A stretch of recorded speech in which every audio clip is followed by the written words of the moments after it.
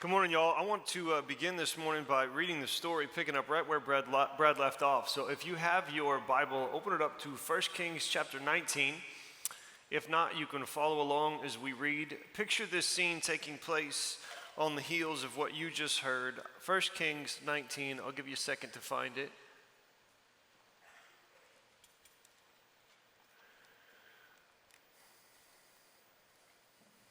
Here's what we read. Now Ahab told Jezebel everything Elijah had done and how he had killed all the prophets with the sword.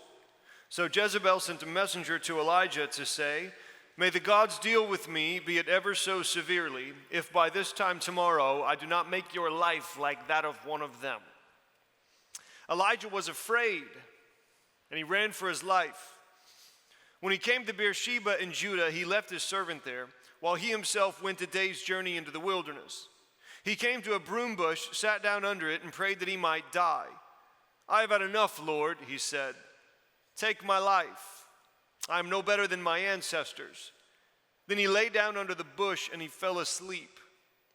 All at once an angel touched him and said, "Get up and eat." He looked around, and there by his head was some bread baked over hot coals and a jar of water. So he ate and drank, and then he lay down again. The angel of the Lord came back a second time and touched him and said, "Get up and eat, for the journey is too much for you." So he got up and ate and drank. Strengthened by that food, he traveled 40 days and 40 nights until he reached Horeb, the mountain of God. There he went into a cave and spent the night. You don't need me to tell you that we live in a world increasingly overwhelmed by sadness and fear. You know, it's funny, sometimes you read the Bible and it just seems so distant, you know what I mean? It just seems so ancient. It just seems weird. You got guys out running chariots just by on their feet, running really fast. You got like angels making breakfast casserole. Like you read some of these things and it just seems strange, like it doesn't match our experience. And yet other times you read the Bible and not only is what it's talking about relevant, but it almost has this eerie immediacy to it.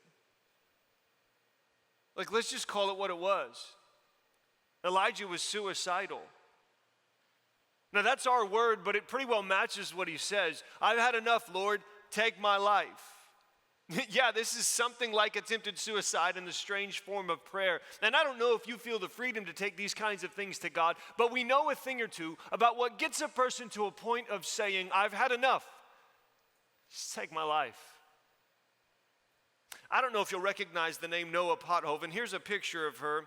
You may or may not recognize this picture. She was in the news earlier this summer. She's a 17-year-old girl from the Netherlands who passed away earlier this summer, actually, right in early June. And she had become a fairly well-known person in her part of the world, in Europe. She wrote a book in 2017 called Win or Learn. She's just a young girl. She wrote this book, and it became a bestseller, and it detailed her story. And it talked about, it's kind of her first time of sharing some of the struggles that she'd been through. Talked about how multiple times, twice actually, she was sexually assaulted by friends at a party as a preteen, and then as a teenager, in her early teenage years, she was assaulted by a man as she was coming home in the place where she lived in her neighborhood, and this led her into this spiral of depression and of eating disorders and of pain, and she just got to a point where she just wanted to be done. And she actually, this last spring, applied in the Netherlands where she lived. You can apply to the government for assisted suicide. And if they find that your case is acceptable, they will help you die. I mean, we're talking about you can do this as young as age 12. Pretty scary stuff. Now, thankfully, in her case, the government said that we're not willing to take your life. And so she continued for a couple more months, but then she just decided that she was done. And with the blessing of her parents and friends, she starved herself for 10 days and earlier this summer died in her living room, right there at home. Just before she passed away, she posted a picture on Instagram and she gave some commentary on her situation. Here's what she said. In this last post that she put up, she said, "After years of fighting and fighting, it is finished. After many conversations and assessments, it was decided that I will be released because my suffering is unbearable. It's finished. I've not really been alive for so long. I survive and not even that. I breathe, but no longer live." I actually heard about this story earlier this summer. I was in Europe. I was in Scotland. And around the same time I heard this, I think it was the same day, I was making my way through the streets of this city in Scotland where I was staying for a week or so. It's called Aberdeen. It's just an old, beautiful city. And man, Scotland's gorgeous. Like, it's green. It's like there's castles everywhere. It's everything that you picture if you've ever thought about or pictured Scotland or seen the movie Brave. Like, it's just a lovely place. And then I was walking through the streets, and I noticed there was this bridge, and it caught my attention. It's called Union Bridge. I looked it up later. Here's a couple of pictures of what this bridge normally looks like. You can see on the left, this was the bridge about 100 years ago or so. It's a really old bridge, been there for a long time. Here's a more updated modern version. You can tell that it's now at a storefront and there's been some modernization of things. Here's a picture of the bridge that I took when I was there. I couldn't help but notice that this beautiful bridge, and it is a strikingly beautiful bridge, was covered up by this fence, about 6.5 feet tall, all the way along the thing. And as I looked closer at some of these signs, you'll see different things. Like you'll see here, one of these signs says, it's not the bridge, it's the lack of services. There were other things that said things like, man, if I had $1 for every time I was told to just get over my pain, I'd be a very rich person indeed. On the right here, you'll notice that there's 4 laminated sheets of paper, and this person has handwritten her story, her testimony of despair. And I read this whole thing, man, and she talks about for years she was just living in darkness, sometimes figurative, sometimes literal, and she was expressing that even though she turned to all these different directions, she just couldn't find an answer to her pain. And man, and there's one more I noticed too, that there's these pictures of these people, for Kit, for Zoe, for Liam. I don't know them, but I can imagine that their stories are full of heartache. And this caught my eye as it would catch yours. And so later on, I was doing some research on this bridge, trying to figure out what was going on. And sure enough, in the last 10 years, there have been 100 deaths as a result of people jumping off the side of this bridge. And the authorities knew of no other way to fix this problem, so they just put up a fence and hoped for the best. And you know that this isn't just a problem over there. This isn't just an across the pond kind of thing. I don't know if you know the numbers. 47,000 people in America committed suicide. I think it was 2017. Couldn't find the numbers for 18. That was up a couple thousand again. I mean, this has been rising for the last 20 years. The suicide rate in our culture is higher than it's been in 50 years, and it is the second leading cause of death of Americans under the age of 35. That's no longer me, but that is most of you. But the fact is, you probably don't need the statistics because you know the stories. You know the faces. How many of you know of someone who has tried to take their life or has been pretty close to doing so? Yeah, I'm not surprised. I wonder, I don't want you to say them out loud, but I wonder, what were their names? Aaron, Becky, Coleman, Drake, Elijah. We move in Elijah's story from the promise of life to the threat of death. And it kind of seems odd, you know? But do you ever feel like the problems of the world, it's like they're trying to get from out there to in here? It's almost like our soul has its own skin. Do you feel that way sometimes? Like it doesn't, but let's think that through. Sometimes you can understand some things about our souls if you think about our bodies. It's like what we can learn from Brett, you know? So let's think about this. The skin of a human is actually the largest single organ in our body, and it's designed for a pretty clear purpose, to maintain the boundary between inside and outside. This one clear purpose has 2 elements. It's supposed to keep certain things outside of us, like the dirt and the germs and all the things that are a threat to us. And it's supposed to keep other things inside, like the water and the blood and the vitamins and the nutrients and these various things. But what does skin sometimes do? It sometimes breaks, sometimes cracks. It sometimes gets cut open, and then the nasty, dangerous stuff on the outside comes on the inside, and we get hurt or sick or infected, or we lose feeling, or we die. Sometimes our souls can suffer something very similar, where the pain of the world it's not just out there, it's in here too. And the theme of reversal is really very real in this story. So Elijah kills the false prophets, and then Jezebel threatens to kill the one true prophet. So Elijah has courage to confront the king. No big deal there. But he's now exhausted and hiding in a cave. Elijah was the name that struck terror in the hearts of his enemies, but now the name of Jezebel is the one that strikes terror in the heart of this man. Like, how is it, though, that Elijah, the living prophet of the living God, who brings life to the dead and in the form of bread, how is it that this man who is so associated with life now wants to die? We move from the promise of life to the threat of death. And that's how it goes, though, isn't it? I mean, sometimes when you first start to walk with God, you expect that this journey with God is just going to be this straight line trending up. I mean, it makes sense on the one hand, like God is always faithful, and if we stay close to him, then we're always growing, right? Well, yeah, but it doesn't actually look like that. It's more like this. It's just all over the place. And this is not an excuse for sin or foolishness. It's just a recognition that life with God isn't always strawberries in Disneyland. That's not how it works. Like, let this story show you that. And actually, if you follow the story of Elijah, we move from the promise of life, that's yesterday morning, to the experience of real power. That's last night. And yet we still eventually find ourselves at the doorstep of death, wondering whether walking in would be better than braving whatever it is that we're tempted to leave behind. Most of life is lived kind of in the middle. But there are highs and there are lows, and some lows are lower than others. Despair, I think, is probably the best word to describe what we see in 1 Kings 19.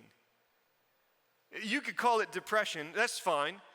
But that's a term from modern psychology, and while there's absolutely nothing wrong with the term depression, I actually think we should probably talk about it a bit more frequently so that folks feel the freedom to talk about what's really going on in their lives in the context of our churches. It can be a really helpful term, but we have much to learn from ancient psychology.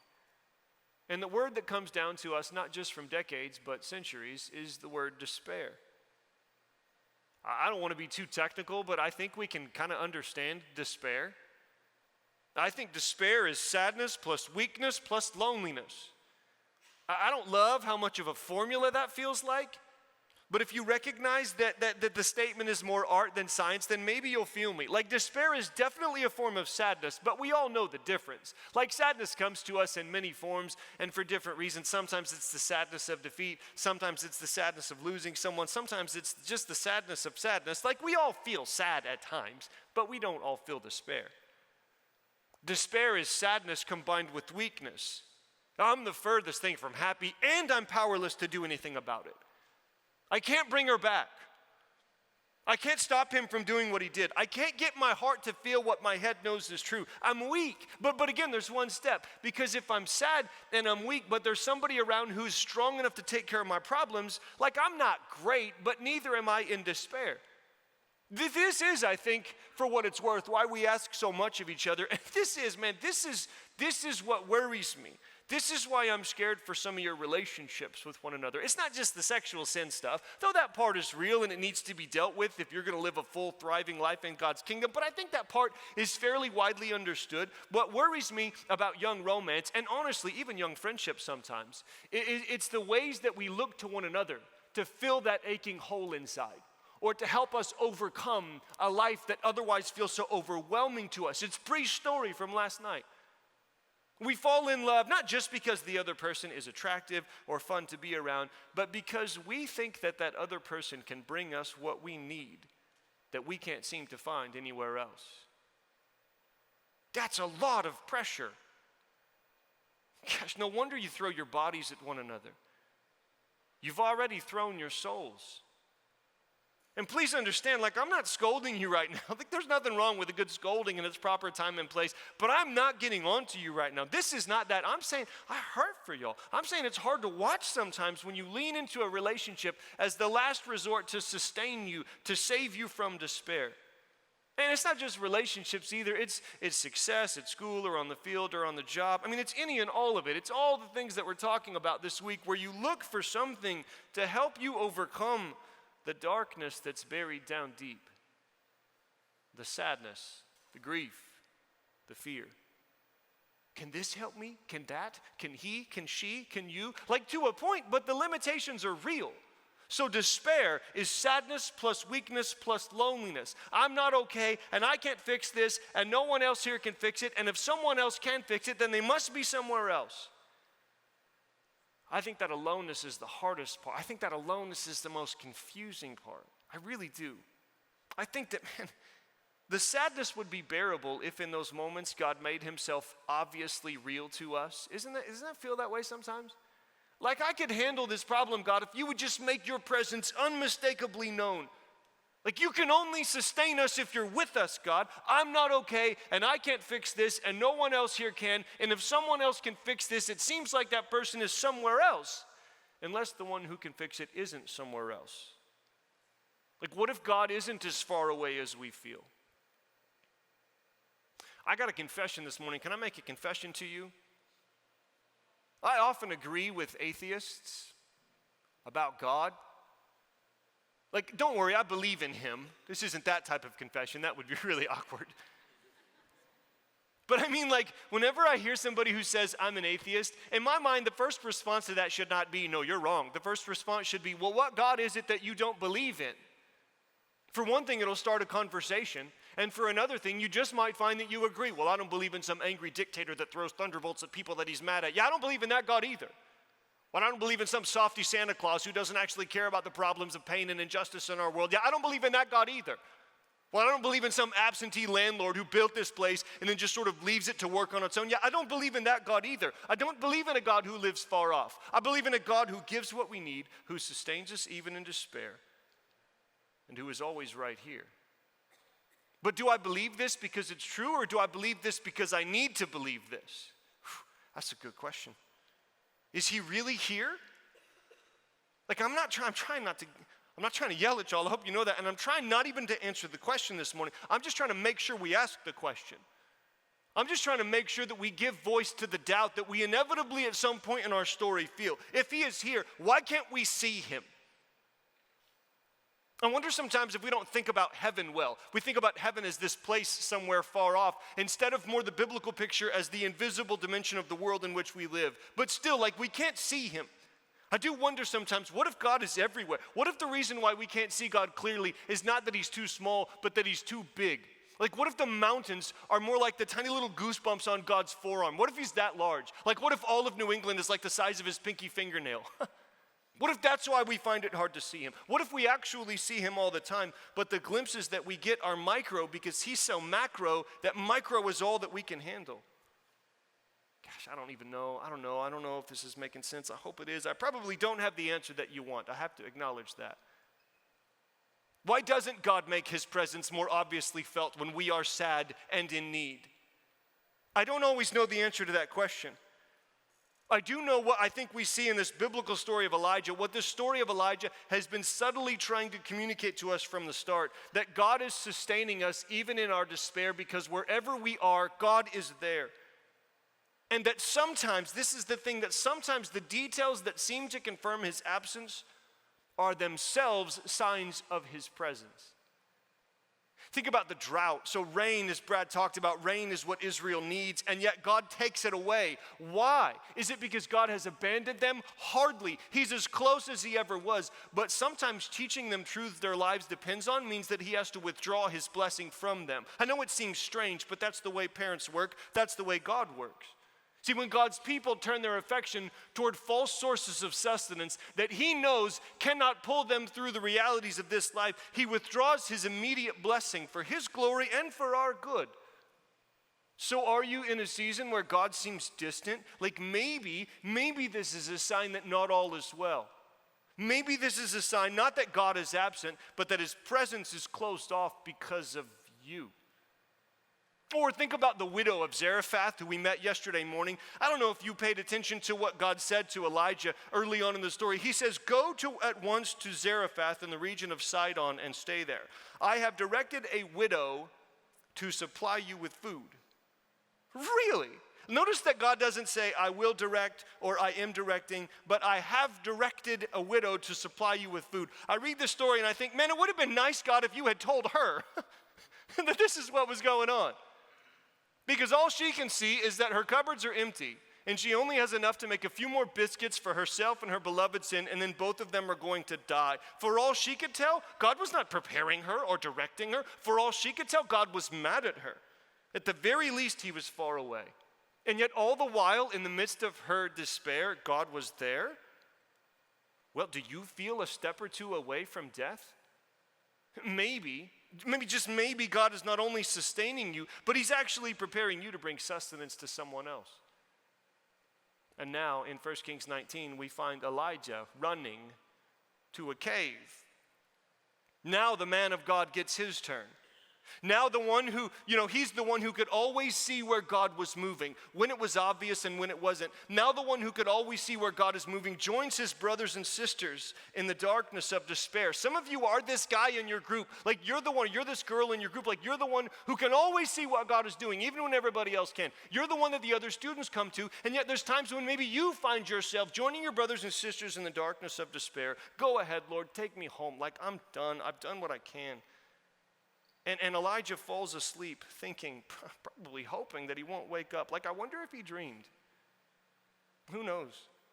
But what we do know is that an angel showed up with a fresh jug of water from the sky and baked him some more biscuits. Get up, buddy. You need some bread and water. Get up. You need some more. It's time to go. Are you at a point, physically or spiritually, where you feel like all you can do is roll back over and go back to sleep? Maybe you're getting tapped on the shoulder this week. Get up, bread and water, time to keep going. I don't know where you are. I don't know where you've been. I know where Elijah was, and I know that I've been there or somewhere like it. I do think I know where God is. And I am sure of this: God can sustain us, even in despair, if he is with us. So what if the problem is not God's absence, but instead, what if the problem is what we can see, Jezebel and all that she represents? What if the problem is the threat that we can see with our eyes has become so large in our field of vision that we've forgotten to keep our eyes doubly open, that we've forgotten to keep our inner eye attuned to that which the natural eye cannot see? If we want to know God's sustaining presence, we must cultivate an eye for the unseen, for to ignore the invisible is to invite despair to win. But despair is defeated when we realize that while we may get sad and while we may be weak, we might, in fact, never be alone. Could it be true? Like, what if it is? What if God isn't as far away as he feels? I know sometimes it feels like he left, but what if he didn't? Like, what if he really does chase down our wandering souls? What if he really does leave the 99 behind to come be where we are? What if God is with us? What if he's not far away? What if he's closer to us than the people on our right and left, closer than the clothes we wear, closer than the air we breathe?